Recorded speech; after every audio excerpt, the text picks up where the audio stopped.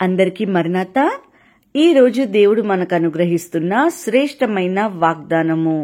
తమ ఆలోచనలను అనుసరించి చెడు మార్గంన నడుచుకొనుచు లోబడనొల్లని ప్రజల వైపు దినమంతయు నా చేతులు చాపుచున్నాను.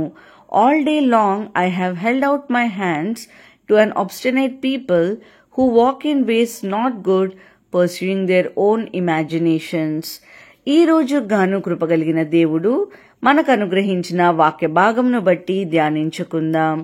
ప్రభునందు ప్రియమైన సహోదరి సహోదరులారా, సర్వోన్నతుడైన దేవుడు, జాలి ప్రేమ దయా కృపగల దేవుడు, ఆయనను పట్టించుకొని ఆయన పేరు ఎత్తని, ఆయనకు వ్యతిరేకముగా నడిచే వారిని కరుణించుటకు, కాపాడుటకు, నీతి మార్గంలో నడుచుటకు రమ్మని పిలుస్తూ తన చేతులు నిత్యము చాపుతూనే ఉంటారండి. దేవుడు తెలియని ప్రజలు ఈ లోకమున అనేకులున్నారు. అయితే ఆయన సువార్తను వారి వద్దకు పంపుట కొరకు అనేక మందిని తన పరిచారకులుగాను ఏర్పరచుకొని వారికి ఆయన నామము తెలిసేలాగున చేస్తున్నారు. అంత మాత్రాన వారు వెంటనే సువార్తను స్వీకరిస్తారా అంటే లేదు. దేవుని మాటలు ప్రకటించగానే ఎక్కువ మంది రిజెక్ట్ చేసేవారు ఉంటారు. ధనవంతుడు మరియు దరిద్రుడైన లాజరు గురించి ప్రభు చెప్తూ ఈ విషయాన్ని వివరిస్తున్నారు.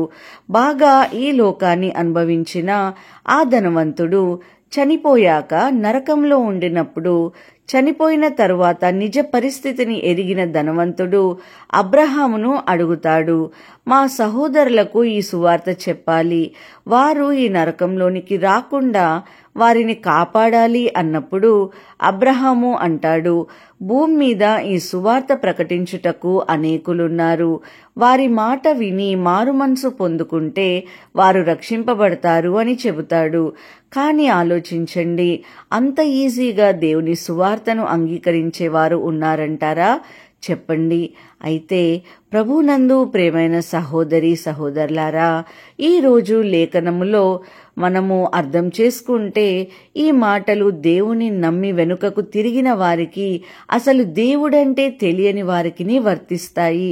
వాక్యము సెలవిస్తున్నట్లుగా ఎవరైతే తమ యొక్క ఆలోచనలు అనుసరించి నడుచుకుంటారో వారు చెడు వైపున వెళ్లడానికి, నడవడానికి అవకాశం ఉంటుంది.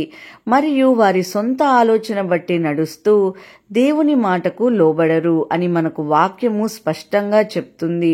మరి మన సొంత ఆలోచన ప్రకారం నడిచినప్పుడు, సొంత జ్ఞానం కలిగి జీవించినప్పుడు మనకు దేవుడు వద్దు, దేవుడు లేడు అనే ఆలోచన చేసి ఈ లోక జ్ఞానమే నిజమైనది అని అనుకుంటున్నప్పుడు ఏం జరుగుతుందండి? మనము తప్పిపోయే ప్రమాదం ఉన్నది. శోధనలో భాగంలో పడే అవకాశం ఉన్నది. అందు నిమిత్తమునే వాక్యమును సెలవిస్తుంది, నేను పిలువగా మీరు వినకపోతే, నా చెయ్యి చాపగా ఎవరినో లక్ష్య పెట్టకపోతే, నేను చెప్పిన బోధ ఏమీ మీరు వినక త్రోసివేసితిరో, పడకపోతే, కాబట్టి మీకు అపాయం కలుగునప్పుడు నేను నవ్వెదను, మీకు భయం వచ్చినప్పుడు నేను అపహాస్యము చేసేదను అని అంటే, దేవుని మాట వినక మన సొంత ఆలోచనతో ముందుకు వెళ్తే మనకు అపాయం కలుగుతుందండి అని మనము గ్రహించవలసిన వారమై ఉన్నాము. అలా అటువంటి అపాయములో, అటువంటి శోధనలో మనం పడిపోకూడదు అనే దేవుడు మనము లోబడకపోయినా, మనము ఆయన వైపు తిరగకపోయినా తన చేతులు మన వైపే చాపి ఉంచాడు.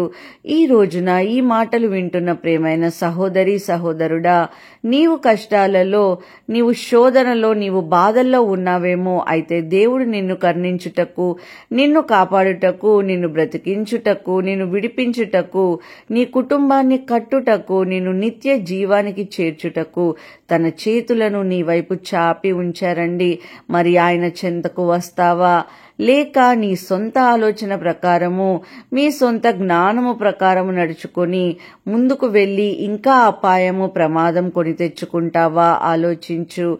పరిశుద్ధ వాక్యము సెలవిస్తుంది, నరుల చెడుతనము భూమి మీద గొప్పదనియు, వారి హృదయం యొక్క తలంపులోనే ఊహ అంతయు ఎల్లప్పుడూ కేవలం చెడ్డదనియు అని. మన ఆలోచనలు, మన తలంపులు చెడ్డవిగా ఉండినప్పుడు వాటిని అనుసరిస్తే ప్రమాదంలో పడతాం కదా.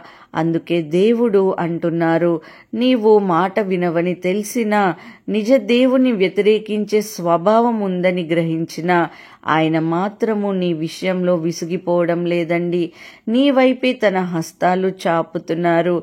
నిన్ను నీవున్న ప్రమాదము నుంచి, నీవు పడిపోతున్న శోధన నుంచి, నీ కష్టాల నుంచి కాపాడడం కోసం నిన్ను పిలుస్తున్నారు.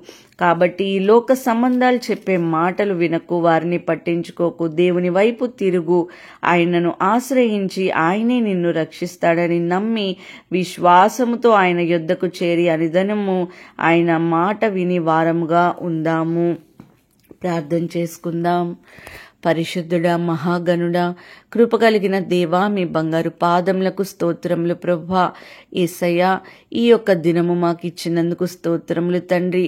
మేమందరము కూడా ప్రభువా సజీవ లెక్కలో ప్రభువా తండ్రి ఈ వీడియో వీక్షిస్తూ యేసయ్యా ప్రేయర్లో ఏకీభవిస్తున్న ప్రతి ఒక్కరిని కూడా ప్రభువా జ్ఞాపకం చేసుకోండి.